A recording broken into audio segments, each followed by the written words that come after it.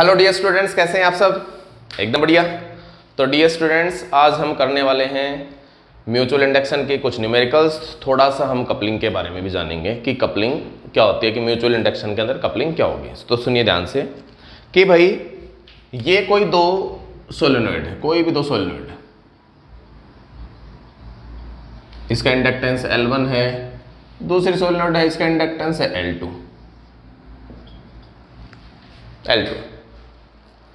तो इनके बीच में म्यूचुअल इंडक्शन कितना है? M है।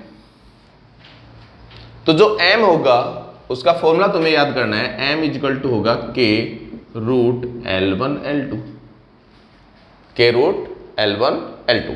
यहां M है म्यूचुअल इंडक्शन,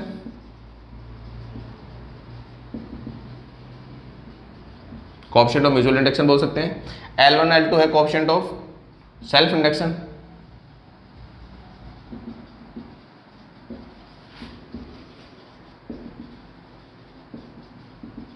और K क्या है? Coupling constant.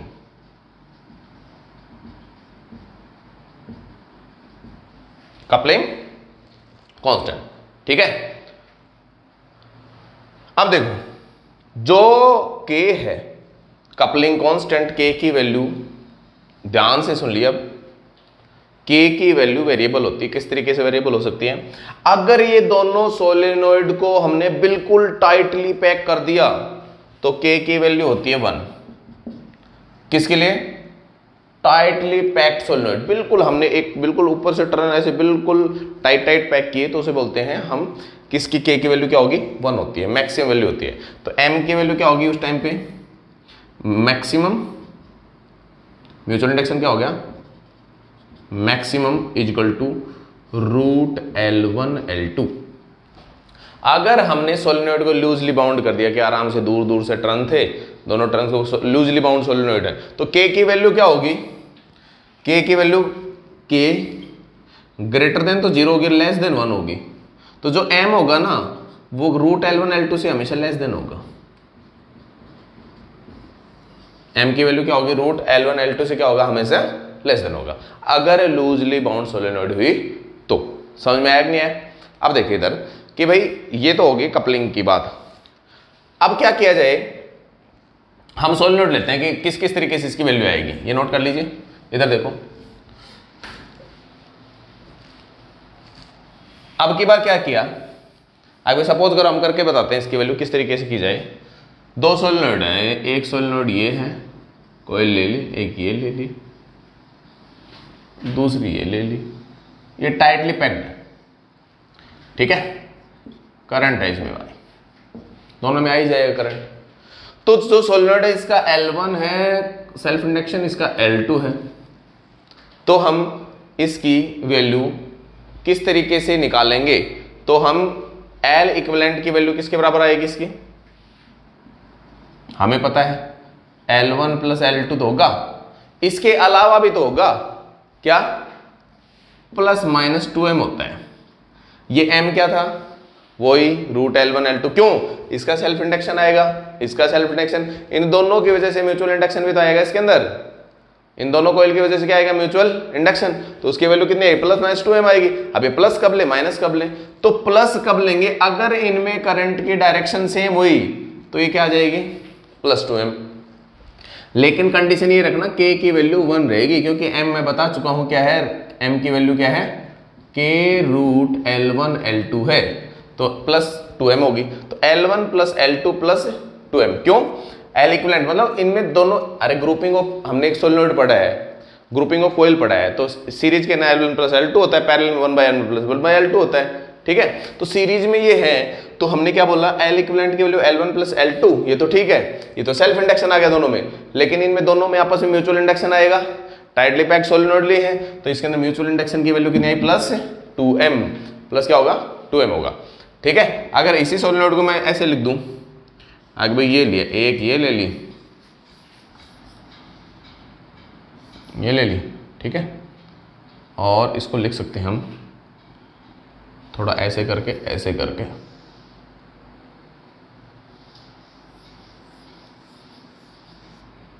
ये ले ली।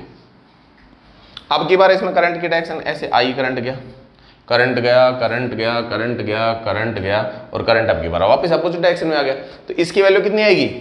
एल इक्विवेलेंट की वैल्यू, ये L1 है इसका, इसका L2 है। तो देखो इसमें L1 और L2 दो तो क्या आएगा, सीरीज में है, L1 प्लस L2 आएगा। लेकिन अब की बार देखो म्यूचुअल इंडक्शन की वजह से क्या आएगा, अपोजिट डायरेक्शन में होगा। क्यों? इसमें करंट की डायरेक्शन इधर है, तो इसमें करंट की डायरेक्शन इधर है, दोनों अपोजिट डायरेक्शन में, तो इसमें क्या आएगा -2m,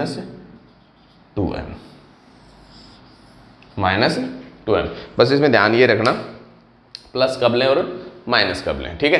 प्लस कब लेंगे, अगर करंट की डायरेक्शन सेम होगी तो plus mutual induction plus m आएगा। m की वैल्यू मैंने बता दी है क्या आएगी, सोलेनोइड के केस में अगर सेल्फ इंडक्शन L1 L2 है तो m की वैल्यू k√L1 L2 होगी, ठीक है। टाइटली पैक्ड है तो k की वैल्यू 1, अगर लूजली बाउंड है तो k की वैल्यू 0 से लेके 1 के बीच में, मैक्सिमम 1 हो सकती है और मिनिमम 0 हो सकती है। उसकी वैल्यू 0 से लेके 1 के बीच में ही वेरी करेगी, ठीक है। तो पहले ये नोट कीजिए जल्दी से, फिर करते हैं न्यूमेरिकल्स। कर लिया नोट। अब देखो म्यूचुअल इंडक्शन पे करते हैं न्यूमेरिकल्स।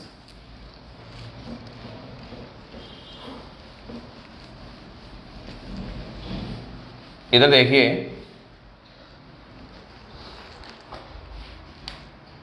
क्वेश्चन नंबर फर्स्ट देखिए, एक लूप है,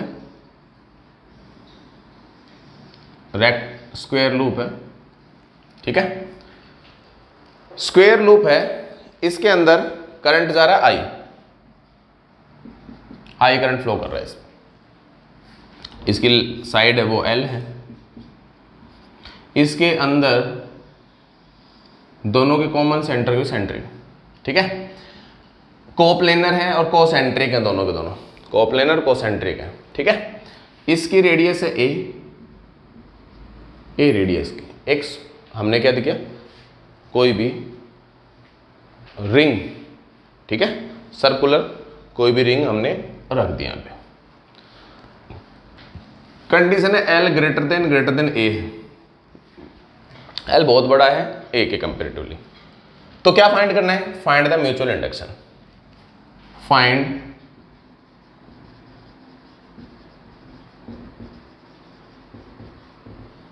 इंडक्शन इन कॉइल। इस कॉइल के अंदर क्या है, क्या पूछा है, म्यूचुअल इंडक्शन पूछा है, ठीक है। ये क्वेश्चन हमारा। अब किस तरीके से करें, देखो ध्यान से। सबसे पहले तो भाई करंट आई की वजह से, तो ये यहां से सेंटर पे कितनी डिस्टेंस है, L। पहले मैग्नेटिक फील्ड निकाले, भाई मैग्नेटिक फील्ड निकाले, तो मैग्नेटिक फील्ड ये किसका, एक स्ट्रेट ये है और ये सेंटर इसका, ये कितनी डिस्टेंस है, L/2। अगर देखा जाए तो ये स्क्वायर है, इसका मतलब ये क्या हो गया, ये कितना एंगल होगा 45 डिग्री, और ये एंगल भी कितना होगा 45 डिग्री। करंट कितना हो गया, आई ऊपर की तरफ हो गया। तो इस पॉइंट में मैग्नेटिक फील्ड हमने बी बोल दिया, मैग्नेटिक फील्ड की वैल्यू कितनी है, बी, ठीक है। चलो एक की वजह से, तो हमें पता है स्ट्रेट कंडक्टर की वजह से मैग्नेटिक फील्ड बी की वैल्यू कितनी आएगी, μ0I/4π r होता है, x होता है r, ठीक है। cos θ1 प्लस cos θ2 बोल दो, या तो या sin φ1 प्लस sin φ2 बोल दो। φ1 φ2 ये एंगल होते हैं, θ1 θ2 ये एंगल होते हैं। तो देखो b की वैल्यू कितनी आई, μ0I/4π L/2 into cos 45 plus cos 45, cos 41/√2, 1/√2 तो कितना हो गया, इसकी वैल्यू कितनी आई 2/√2 आ गई इसकी वैल्यू। तो ये 2 2 जा 4, तो ये आएगा b = μ0I, ठीक है, √2 ऊपर आ गया, डिवाइड में 2πL आ गया, 2πL। इसी को हम लिख सकते हैं μ0I/√2πL, लिख सकते हैं इसको इस तरीके से। देखो ध्यान से, μ0/4π है, cos θ1 cos θ r की वैल्यू यहाँ पे L/2 है, L/2 cos 45 का वैल्यू कितना, cos 45 की वैल्यू 1/√2, 1/√2 2/√2, तो इसकी वैल्यू कितनी है, √2 आ गई, √2 आ गई। अब देखो 2 तो नीचे से कट गई, ठीक है, इस √2 को नीचे वाले सेल में क्या कर देंगे, इसकी वैल्यू लिख देंगे, नीचे वाले को √2 लिख देंगे, तो ये वैल्यू आ गई इसकी। अब देखो ये तो किसका है मैग्नेटिक फील्ड, सिर्फ एक का है, इसमें कितने हैं भाई, 4 है। तो total magnetic field B naught की वैल्यू कितनी होगी, 4b। तो बी नोट की वैल्यू कितनी होगी, 4 टाइम्स μ0I/√2πL आ गया कि नहीं आ गया, क्या मैग्नेटिक फील्ड कहाँ आया, इस पॉइंट पे आ गया, मतलब इस पॉइंट पे, मतलब ये छोटी सी रिंग है तो मतलब यहाँ पे यूनिफॉर्म मैग्नेटिक फील्ड मानेंगे हम। तो ये मैग्नेटिक फील्ड किधर आया, अंदर की तरफ आ गया कि नहीं आ गया, इस तरीके से इधर आया। क्यों, क्योंकि राइट हैंड थंब रूल से मैग्नेटिक फील्ड क्या मिलेगा, अंदर मिलेगा। अब मैग्नेटिक फील्ड तो निकाल लिया, अब इसके अंदर फ्लक्स कितना चेंज होगा, अब फ्लक्स निकालते हैं। तो फ्लक्स की वैल्यू कितनी होगी, phi is equal to B naught A. अब बी नोट ए की वैल्यू कितनी होती है, बी नोट की वैल्यू कितनी है 4 mu 0 I root 2 pi L. Area pi A square होगा कि नहीं होगा, इसका एरिया कितना होगा, पाई ए स्क्वायर। तो ये वैल्यू किसकी होगी भाई, बी नोट ए। तो म्यू 0 आई इक्वेशन नंबर देते फर्स्ट। अब म्यूचुअल इंडक्शन से कितना होता है, phi is equal to M I. दोनों को कंपेयर करेंगे तो इसकी वैल्यू कितनी, M I is equal to 4 mu 0 I, pi से पाई उड़ा दो, ठीक है, I a square upon root 2 L, I से आई उड़ा दो, तो एम की वैल्यू आ गई 4 म्यू 0 ए स्क्वायर अपॉन रूट 2 एल आ गई कि नहीं आ गई। ये क्या हो गया, म्यूचुअल इंडक्शन हो गया। इसके अंदर कुछ नहीं करना है, phi is equal to M I होता है, एक फाई इजिकल टू बी ए होता है, दोनों को कंपेयर करवा दो और कुछ नया काम नहीं करना है हमें, ठीक है। नोट कीजिए फटाफट से। नेक्स्ट क्वेश्चन देखिए, question number 2।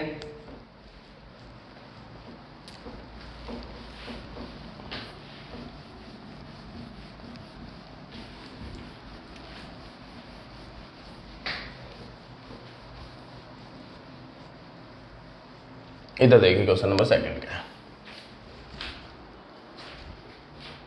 Question number 2, question number 2 क्या है कि भैया हमने क्या लिया, एक स्ट्रेट वायर लिया,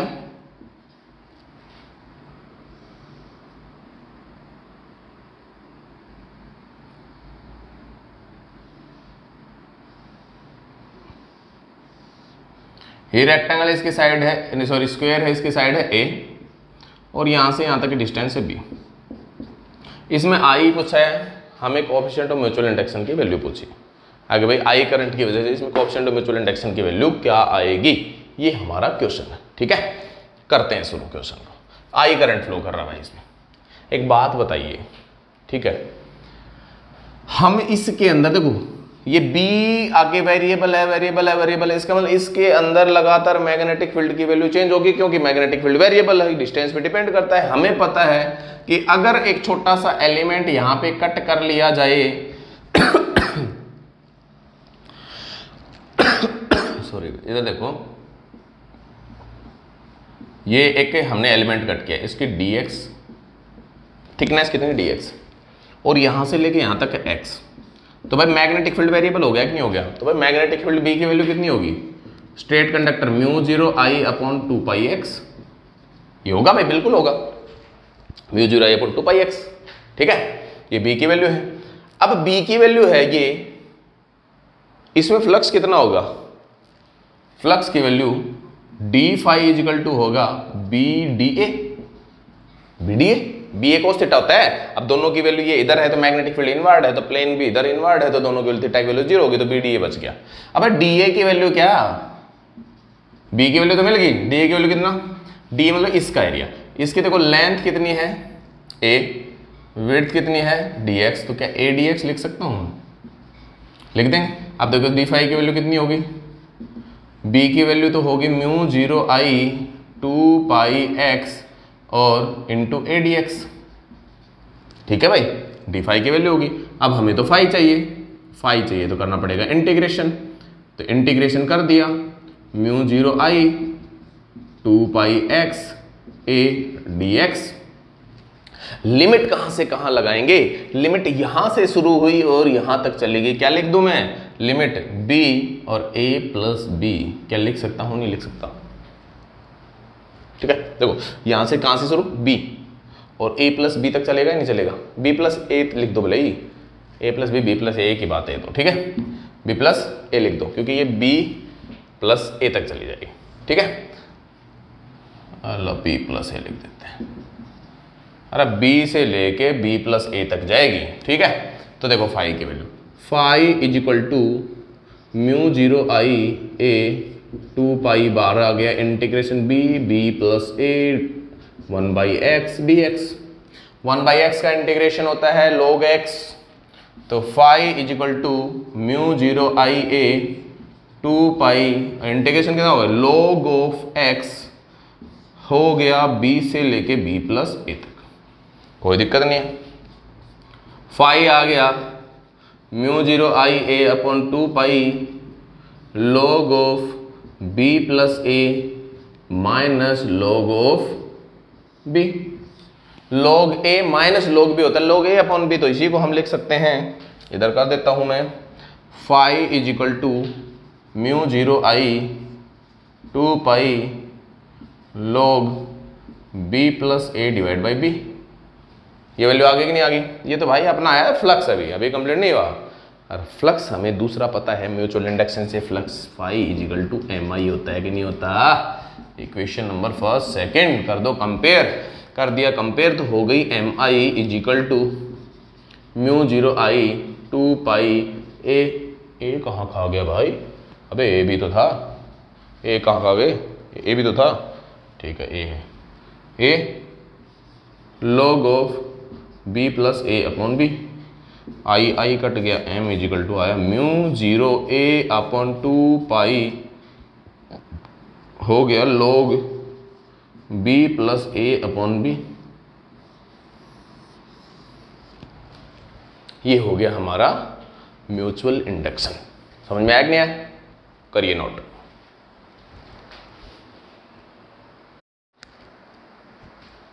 नेक्स्ट क्वेश्चन देखिए भाई, a circular coil P 100 turns and radius 2 centimetre is placed coaxially at the centre of the another circular coil Q of 100 turns radius 20 centimetre. Calculate mutual induction of coil. पहला तो ये, the induced EMF in coil P when the current in coil Q decrease from 5 ampere to 3 ampere in 0.4 second. ये है हमारा question, देखो ध्यान से, ये कोइल ली, ये कोइल ली, इसकी रेडियस R1 है, इसकी रेडियस है R2, ये P कोइल है, ये Q कोइल है, इसकी रेडियस है 2 सेंटीमीटर है, इसकी कितनी देर है 20 सेंटीमीटर है, ठीक है। इसमें भी N1 की वैल्यू 100 टर्न्स है, इसमें N2 की वैल्यू भी 100 टर्न्स है, ठीक है।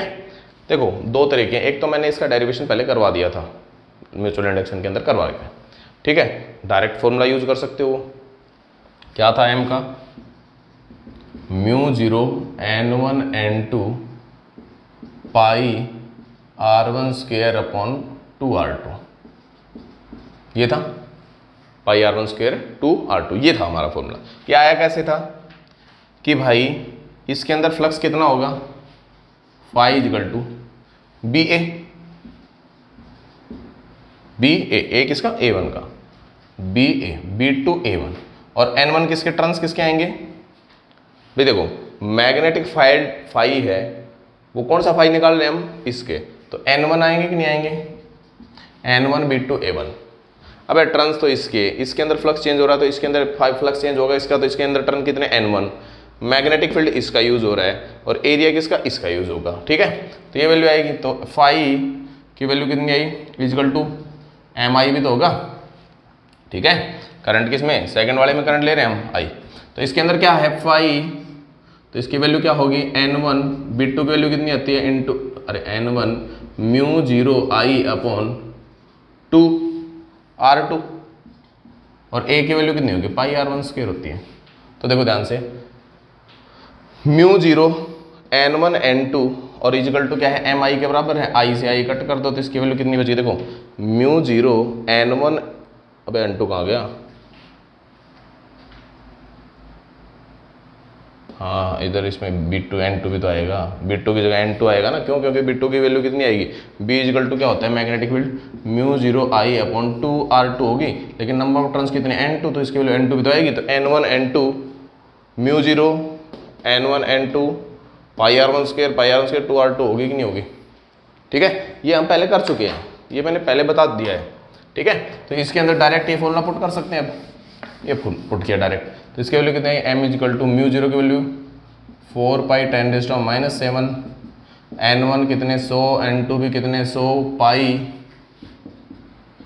ठीक है, पाई R1 स्क्वायर, आर की वैल्यू कितनी है 2 सेंटीमीटर, तो 2 इंटू 10⁻² मीटर का स्क्वायर डिवाइडेड बाई 2, R2 की वैल्यू कितनी है 20 इंटू 10⁻²। ठीक है भाई, तो m की वैल्यू कितनी हो गई, ये हो गया स्क्वायर कर दिया तो ये कर दिया 4, 10⁻4 कर सकते हैं, तो देखो -2 -4 -2 -5 आ गया। ठीक है, अब देखो इसकी वैल्यू बाकी किससे काटे हैं, 1 2 3 4, -1 बच गया। ठीक है भाई, 2 2 जा 4 हो गया।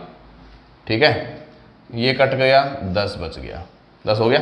अब देखो ऊपर कितना बच गया 4 पाई स्क्वायर, देखो 4 पाई और पाई पाई स्क्वायर, और इनटू में 10⁻1 ये वैल्यू होगी, और डिवाइड में 10, डिवाइड में कितनी है 10, तो इसकी वैल्यू 10⁻² कर सकते हैं।